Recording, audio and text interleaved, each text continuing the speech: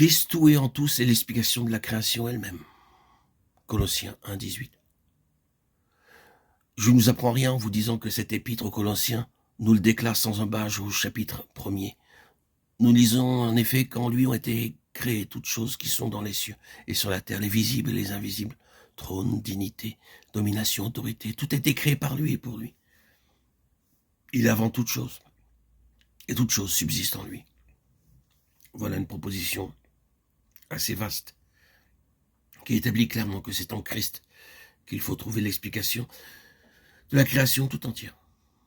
Pourquoi la création? Pourquoi Dieu a-t-il, par Christ, mis l'univers sur pied? Pourquoi cet immense système existe-t-il et se maintient-il?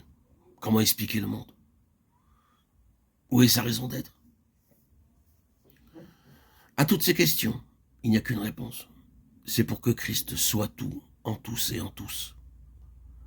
La pensée et l'intention de Dieu en créant tout cet univers, étant qu'un jour toute la création manifesta la gloire de son Fils Jésus-Christ et refléta sa divine majesté.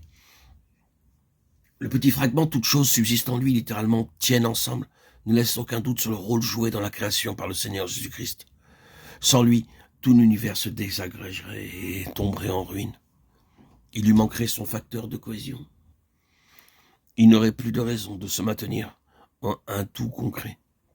Si les éléments tiennent ensemble, s'il n'y a ni désagrégation, ni morcellement, ni émiettement, c'est parce que, de par la volonté de Dieu, le Seigneur Jésus est le centre de l'univers. C'est lui qui le gouverne. C'est lui, le Fils de Dieu, qui explique la création. Car sans lui, il n'y en aurait jamais eu. Faites abstraction de lui et la création n'a plus d'objet. Elle perd sa raison d'être.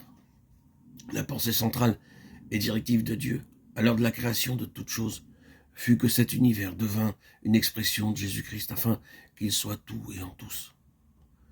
Après tout, qu'en avons-nous de plus, pourriez-vous dire? Si la chose vous laisse froid à ce point, voici qui va peut-être réchauffer votre intérêt. Les perspectives, en effet, sont les suivantes. Quand Dieu sera parvenu aux fins qu'il s'est proposé de toute éternité, et il va y parvenir, l'univers tout entier jusqu'à son dernier atome rayonnera de la gloire de Jésus-Christ. N'y a-t-il pas là de quoi nous réjouir? Quand nous nous trouvons entre enfants de Dieu, dans une de ces rencontres bénies dont le Seigneur Jésus est le centre, et où toutes nos préoccupations sont absorbées par une commune contemplation de sa personne, que ne donnerions-nous pas, quelquefois, pour prolonger un peu? Mais non, il faut s'interrompre et retourner dans le monde.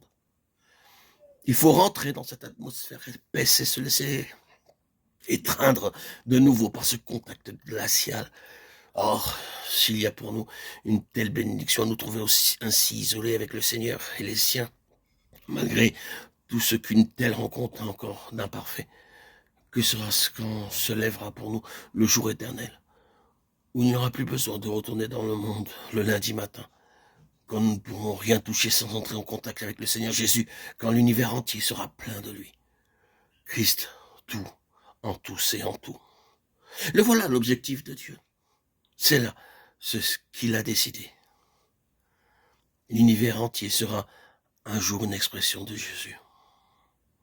Pour l'instant, son image est bien pauvrement reflétée dans notre vie.